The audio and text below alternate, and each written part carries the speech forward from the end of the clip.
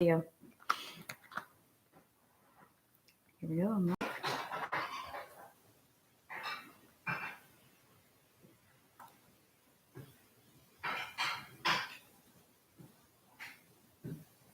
That one.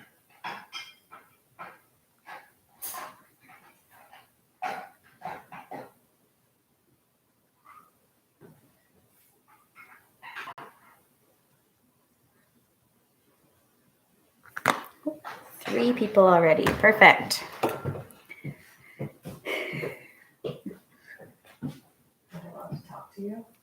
Good morning, Anaya. They have like this little chat.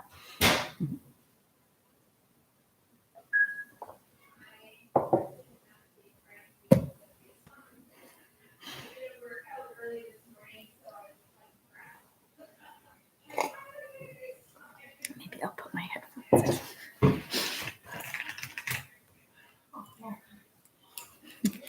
So they can, if they can hear me, I can hear you too. Good morning, Mila. Oh, 5 of us. Perfect. All right, you guys. So we started on Friday. Yep, new space today, Reed. I'm at my parents' house in Tawasin. I came home over the weekend for Mother's Day. So that's where I'm at right now. You guys are, yeah, this is our living room behind me. I'm sitting at the dining room table. So we had chapter 1 from book 3 yesterday on Friday. And so kind of like how all the other books start out too, we got another recap, right? Recap of what happened and kind of an update on where Harry's at. I know, sorry guys, the lighting's a little bit weird, but yeah, you're right, Reed. Like I said, I might, and I did. We ended up coming back. So, so we left off chapter 1, and it was Harry's birthday again. And so he got some cards from Hermione and Ron and Hagrid, and he also got his Hogwarts letter. Good morning, Stephanie. And what else happened? I think they're trying to make plans to meet up in London, right? I will say hello to my family for you, Reed. Okay, 6 of us. Perfect. All right. Anybody have any questions about chapter 1? Because I know that it's been a few days. But does anybody have any questions? Should we go over anything else? We're only on chapter 2 today, so we haven't missed a ton. Yeah, Hermione, Harry, and Ron, they remember Ron tried to call on the telephone, but he doesn't know he doesn't really know how to use a telephone, right? So Uncle Vernon was, didn't want Ron to talk to Harry, yeah. So we don't know if they're going to in London. I think they're going to try. That's what Hermione and Ron were trying to meet in London, and they were hoping that Harry could meet them as well. So we don't know. And remember, chapter 1 ended, and that for the first time in his life, Harry was happy that it was his birthday, right? Which is kind of sad, but I'm glad that he's feeling that way now. Okay, shall we get started with chapter 2? This one's another shorter chapter today, so just so you guys know ahead of time that you're not disappointed when the end comes and you want me to keep reading. But yeah, it's only about 10 pages today, so it'll be a quick one, but we've got another one tomorrow, right? All right. Chapter 2, Aunt Marge's Big Mistake. Harry went down to breakfast next morning to find the 3 Dursleys already sitting around the kitchen table.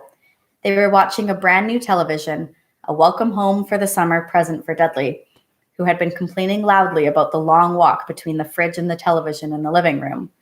And we'll have to wait and see who Aunt Marge is. Dudley had spent most of the summer in the kitchen, his piggy little eyes fixed on the screen and his 5 chins wobbling as he ate continually. Harry sat down between Dudley and Uncle Vernon.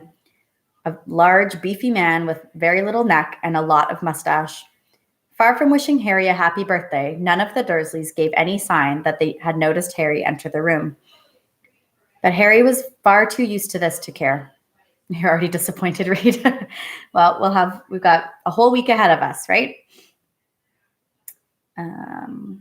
He helped himself to a piece of toast and then looked up at the newsreader on the television, who was halfway through a report on an escaped convict. Good morning, Dakota. The public is warned that Black is armed and extremely dangerous. A special hotline has been set up, and any sighting of Black should be reported immediately. No need to tell us he's no good, snorted Uncle Vernon, staring over the top of his newspaper at the prisoner. Look at the state of him, the filthy layabout. Look at his hair. He shot a nasty look sideways at Harry, whose untidy hair had always been a source of great annoyance to Uncle Vernon. Compared to the man on the television, however, whose gaunt face was surrounded by a matted yellow or elbow-length tangle, Harry felt very well groomed indeed. The newsreader had reappeared. The Ministry of Agriculture and Fisheries will announce today. Hang on, barked Uncle Vernon, staring furiously at the newsreader. You didn't tell us where that maniac is from. What use is that? Lunatic could be coming up the street right now. Aunt Petunia, who was bony and horse-faced, whipped around and peered intently out of the kitchen window. Harry knew Aunt Petunia would simply love to be the one to call the hotline number. She was the nosiest woman in the world and spent most of her life spying on her boring, law-abiding neighbors. I need more coffee this morning. When will they learn, said Uncle Vernon, pounding the table with his large purple fist, that hanging's the only way to deal with these people? Very true. Uh-oh. Can you guys still hear me? Oh. Okay. I think that is. Okay, maybe I can't chat. That's fine. Sometimes this doesn't work.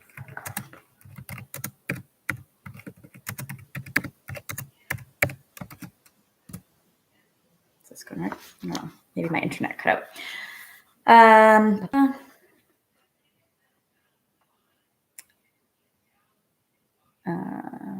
Even though she was not a blood relative of Harry's, whose mother had been Aunt Petunia's sister, he had been forced to call her aunt all his life.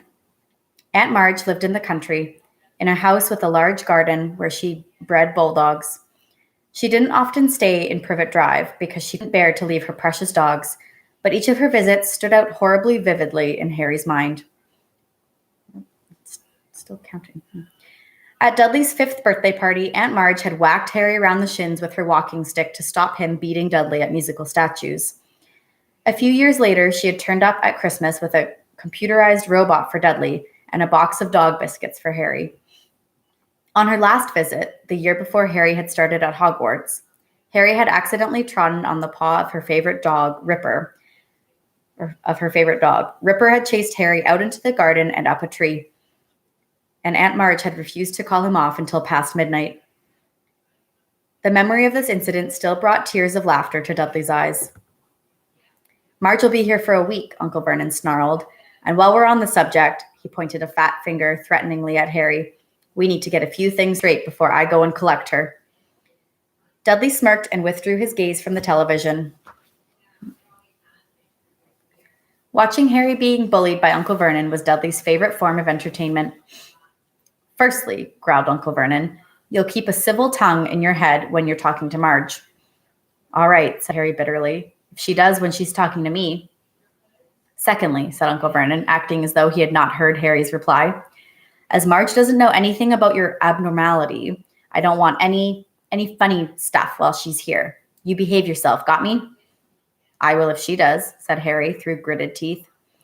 And thirdly, said Uncle Vernon, his mean little eyes now slits in his great purple face, we've told Marge you attend St. Brutus's Secure Center for Incurably Criminal Boys.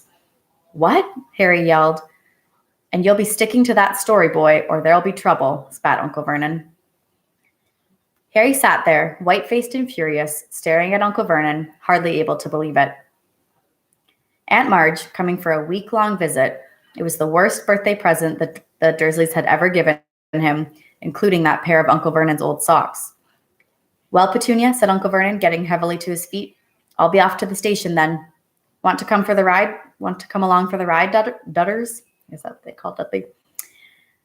No, said Dudley, whose attention had returned to the television now that Uncle Vernon had finished threatening Harry. Dudley's got to make himself smart for his auntie, said Aunt Petunia, smoothing Dudley's thick blonde hair. Mummy's bought him a lovely new bow tie. Uncle Vernon clapped Dudley on his porky shoulder. See you in a bit then, he said, and he left the kitchen. Harry, who had been sitting in a kind of horrified trance, had a sudden idea. Abandoning his toast, he got quickly to his feet and followed Uncle Vernon to the front door. Uncle Vernon was pulling on his car coat. I'm not taking you, he snarled as he turned to see Harry watching him. Like I wanted to come, said Harry coldly. I just want to ask you something. Uncle Vernon eyed him suspiciously. Third years at my school are allowed to visit the village sometimes, said Harry. So, snapped Uncle Vernon, taking his keys from a hook next to the door. I need you to sign the permission form, said Harry in a rush. And why should I do that? Sneered Uncle Vernon. Well, said Harry, choosing his words carefully, it'll be hard work pretending to Aunt Marge I go to that St. Whatsits. St. Brutus's Secure Center for Incurably Criminal Boys, bellowed Uncle Vernon. And Harry was pleased to hear a definite note of panic in Uncle Vernon's voice. Exactly, said Harry, looking calmly up into Uncle Vernon's large purple face. It's a lot to remember. I'll have to make it sound convincing, won't I? What if I accidentally let something slip? You'll get the stuffing knocked out of you, won't you? Roared Uncle Vernon, advancing on Harry with his fist raised.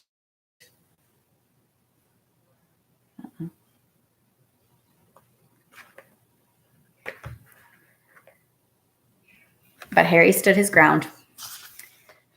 Knocking the stuffing out of me won't make Aunt Marge forget what I could tell her, he said grimly. Uncle Vernon stopped. Won't make Aunt Marge forget. Yeah. Uncle Vernon stopped, his fist still raised, his face an ugly puce. But if you sign my permission form, Harry went on quickly, I swear I'll remember where I'm supposed to go to school, and I'll act like a mug, like I'm normal and everything. Harry could tell that Uncle Vernon was thinking it over, even if his teeth were bared and a vein was throbbing in his temple. Right, he snapped finally. I shall monitor your behavior carefully during Marge's visit. If, at the end of it, you've towed the line and kept to the story, I'll sign your ready form. He wheeled around, pulled open the front door, and slammed it so hard that one of the little panes of glass at the top fell out. Harry didn't return to the kitchen. He went back upstairs to his bedroom. If he was going to act like a real muggle, he'd better start now. Slowly and sadly, he gathered up all his presents and his birthday cards and hid them under the loose floorboard with his homework. Then he went to Hedwig's cage. Errol seemed to have recovered. Right? Errol is the Weasley's owl, right? He and Hedwig were both asleep, heads under their wings. Harry sighed, then poked them both awake. Hedwig, he said gloomily, you're going to have to clear off for a week. Go with Errol. Ron will look after you. I'll write him a note explaining. And don't look at me like that. Hedwig's large amber eyes were reproachful. It's not my fault. It's the only way I'll be allowed to visit Hogsmeade with Ron and Hermione. 10 minutes later, Errol and Hedwig, who had a note to Ron bound to her leg, soared out of the window and out of sight. Harry, now feeling thoroughly miserable, put the empty cage away inside the wardrobe.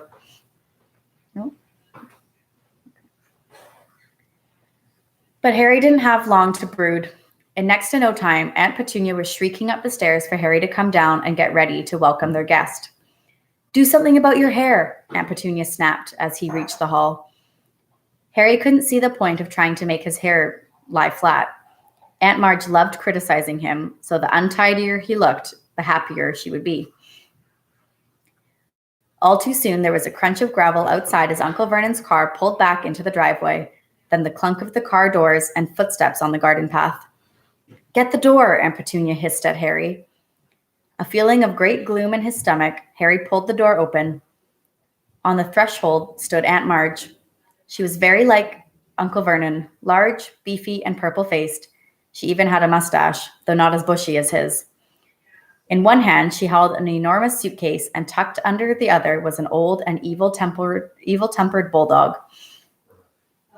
"Where's my dudders?" roared Aunt Marge. "Where's my nephew Pooh?"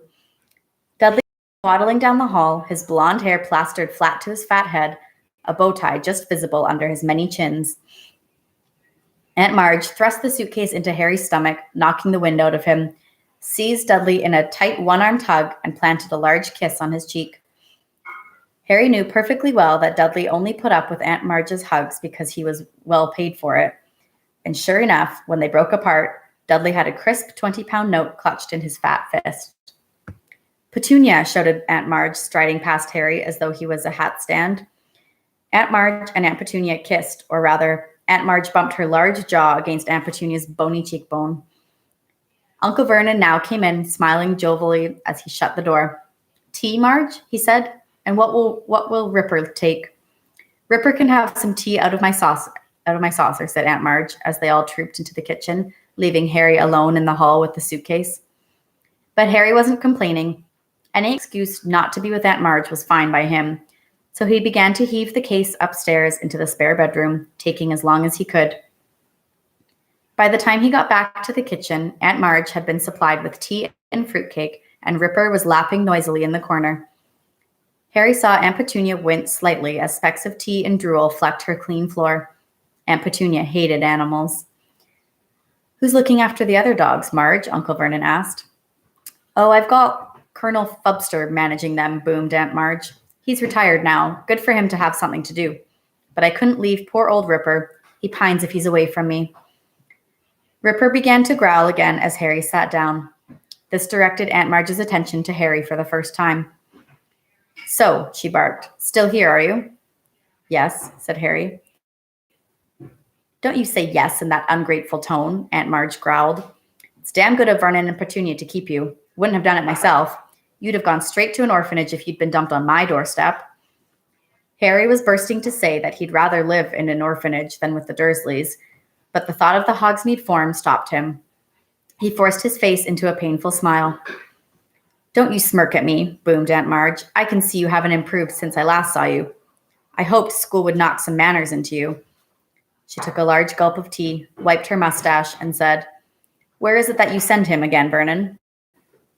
"St. Brutus's," said Uncle Vernon promptly. "It's a first-rate institution for hopeless cases." "I see," said Aunt Marge. "Do they use the cane at St. Brutus's, boy?" she barked across the table. Uncle Vernon nodded curtly behind Aunt Marge's back. "Yes," said Harry.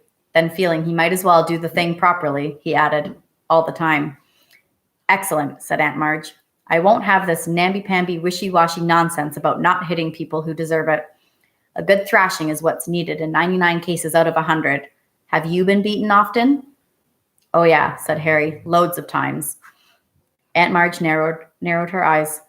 "I still don't like your tone, boy," she said. "If you can speak of your beatings in that casual way, they clearly aren't hitting you hard enough. Petunia, I'd write if I were you. Make it clear that you approve the use of extreme force in this boy's case." Perhaps Uncle Vernon was worried that Harry might forget their bargain. In any case, he changed the subject abruptly. "Heard the news this morning, Marge? What about that escaped prisoner, eh?" So I don't know if you guys can, I'm hoping you can still hear me. My chat isn't working, but it looks like it's still recording. So I'm hoping that, I'm hoping that you guys can still hear me, but we'll see. As Aunt Marge started to make herself at home, Harry caught himself thinking longingly of life at number 4 without her. Uncle Vernon and Aunt Petunia usually encouraged Harry to stay out of their way, which Harry was only too happy to do. Aunt Marge, on the other hand, wanted Harry under her eye at all times so that she could boom out suggestions for his improvement. She delighted in comparing Harry with Dudley and took huge pleasure in buying Dudley expensive presents whilst glaring at Harry as though daring him to ask why he hadn't got a present too. She also kept throwing out dark hints about what made Harry such an unsatisfactory person. "You mustn't blame yourself for the way the boys turned out, Vernon," she said over lunch on the 3rd day. "If there's something rotten on the inside, there's nothing anyone can do about it." Harry tried to concentrate. Oh. Okay, still looks like it's working. Aunt Marge reached for her glass of wine. One of the basic rules of breeding, she said. You see it all the time with dogs. If there's something wrong with the female, there will be something wrong with the pup. At that moment, the wine glass Aunt Marge was holding exploded in her hand. Shards of glass flew in every direction, and Aunt Marge spluttered and blinked, her great ruddy face dripping. Marge, squealed Aunt Petunia. Marge, are you all right? Sorry, grunted Aunt Marge, mopping her face with her napkin. Must have squeezed it too hard. Did the same thing at Colonel Fubster's the other day. No need to fuss, Petunia. I have a very firm grip. But Aunt Petunia and Uncle Vernon were both looking at Harry suspiciously. Why is this happening? Okay. He couldn't afford to let it happen again. The Hogsmeade Forum wasn't the only thing at stake. If he carried on like that, he'd be in trouble with the Ministry of Magic. Harry was still an underage wizard, and he was forbidden by wizard law to do magic outside school. His record wasn't exactly clean either. Only last summer, he'd got an official warning which had stated quite clearly that if the Ministry got wind of any more magic in Privet Drive, Harry would face expulsion from Hogwarts. He heard the Dursleys leaving the table and hurried upstairs. Harry got through the next 3 days by forcing himself to think about his handbook of do-it-yourself broom care whenever Aunt Marge started on him. This worked quite well, though it seemed to give him a glazed look because Aunt Marge started voicing the opinion that he was mentally subnormal.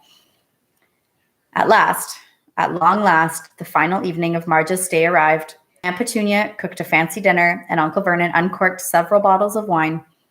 They got all the way through the soup and the salmon without a single mention of Harry's faults. During the lemon meringue pie, Uncle Vernon bored them all with a long talk about Grunnings, his drill-making company. Then Aunt Petunia made coffee, and Uncle Vernon brought out a bottle of brandy. Can I tempt you, Marge? Aunt Marge had already had rather a lot of wine. Her huge face was very red. Just a small one, then, she chuckled. A bit more than that. A bit more. That's the boy.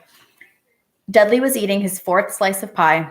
Aunt Petunia was sipping coffee with her little finger sticking out.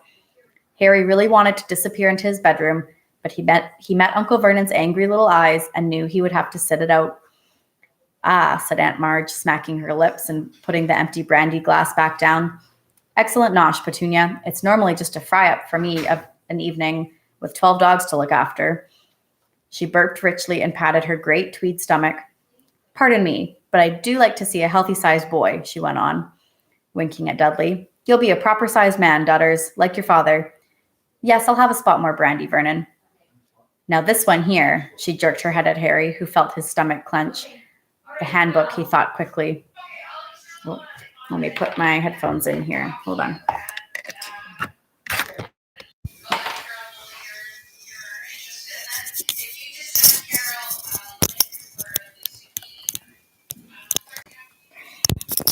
It's a busy house today. Okay. I hope this will work. Okay. This one's got a mean, runty look about him. You get that with dogs. I had Colonel Fubster drown one last year. Ratty little thing it was. Weak. Underbred. Harry was trying to remember page 12 of his book, A Charm to Cure Reluctant Reversers. It all comes down to blood, as I was saying the other day. Bad blood will out. Now, I'm saying nothing against your family, Petunia. She patted Aunt Petunia's bony hand with her shovel-like one. But your sister was a bad egg. They turn up in the best families. Then she ran off with a wastrel, and here's the result right in front of us. Harry was staring at his plate, a funny ringing in his ears. Grasp your broom firmly by the tail, he thought, but he couldn't remember what came next. Aunt Marge's voice seemed to be boring into him like one of Uncle Vernon's drills. This Potter, said Aunt Marge loudly, seizing the brandy bottle and splashing more into her glass and over the tablecloth. You never told me what he did. Uncle Vernon and Aunt Petunia were looking extremely tense. Dudley had even looked up from his pie to gape at his parents. He didn't work, said Uncle Vernon with a half glance at Harry. Unemployed. As I expected, said Aunt Marge, taking a huge swig of brandy and wiping her chin on her sleeve. A no-account, good-for-nothing, lazy scrounger who... He was not, said Harry suddenly. The table went very quiet. Harry was shaking all over. He had never felt so angry in his life. More brandy, yelled Uncle Vernon, who had gone very white. He emptied the bottle into Aunt Marge's glass. You boy, he snarled at Harry. Go to bed. Go on. No, Vernon, hiccuped Aunt Marge, holding up a hand, her tiny bloodshot eyes fixed on Harry's. Go on, boy, go on. Proud of your parents, are you? They go and get themselves killed in a car crash. Drunk, I expect. They didn't die in a car crash, said Harry, who found himself on his feet. They died in a car crash, you nasty little liar, and left you to be a burden on their decent, hard-working relatives, screamed Aunt Marge, swelling with fury. You are an insolent, ungrateful little... But Aunt Marge suddenly stopped speaking. For a moment, it looked as though words had failed her. She seemed to be swelling with inexpressible anger, but the swelling didn't stop. Her great red face started to expand. Her tiny eyes bulged and her mouth stretched too tightly for speech. Next second, several buttons burst from her tweed jacket and pinged off the walls. She was inflating like a monstrous balloon, her stomach bursting free of her tweed waistband, each of her fingers blowing up like salami. Marge, yelled Uncle Vernon and Aunt Petunia together as Aunt Marge's whole body began to rise off her chair towards the ceiling. She was entirely round now, like a vast life buoy, with piggy eyes, and her hands and feet stuck out weirdly as she drifting noises. Ripper came skidding into the room, barking madly. No! Uncle Vernon seized one of Marge's feet and tried to pull her down again, but was almost lifted from the floor himself. Next second, Ripper had leapt forward and sunk his teeth into Uncle Vernon's leg. Harry tore from the dining room before anyone could stop him, heading for the cupboard under the stairs. The cupboard door burst magically open as he reached it. In seconds, he had heaved his trunk to the front door. He sprinted upstairs and threw himself under the bed, wrenched up the loose floorboard, and grabbed the pillowcase full of his books and birthday presents. He wriggled out, seizing Hedwig's empty cage, and dashed back downstairs to his trunk, just as Uncle Vernon burst out of the dining room, his trouser leg in bloody tatters. Come back in here, he bellowed. Come back and put her right. But a reckless rage had come over Harry. He kicked his trunk open, pulled out his wand, and pointed it at Uncle Vernon. She deserved it, Harry said, breathing very fast. She deserved what she got. You keep away from me. He fumbled behind him for a catch on the door. I'm going, Harry said. I've had enough. The next moment, he was out in the dark, quiet street, heaving his heavy trunk behind him, Hedwig's cage under his arm. And that's the end of chapter 2. So, I don't know if you guys can hear me. My chat isn't working, but I hope you guys were able to hear that. I can still see you guys are watching. So I'm going to end it here because I can't see any of your questions if you have any. So I'm hoping tomorrow will work out a little bit better. But if you guys have any questions or if you have any comments, you can go and leave them on Google Classroom under our Read Aloud topic, where that link to the YouTube channel is. You can go in and ask questions there, and I'm happy to answer them through there. Okay? So I hope everybody has a happy Monday, and I will chat with you guys tomorrow. Bye.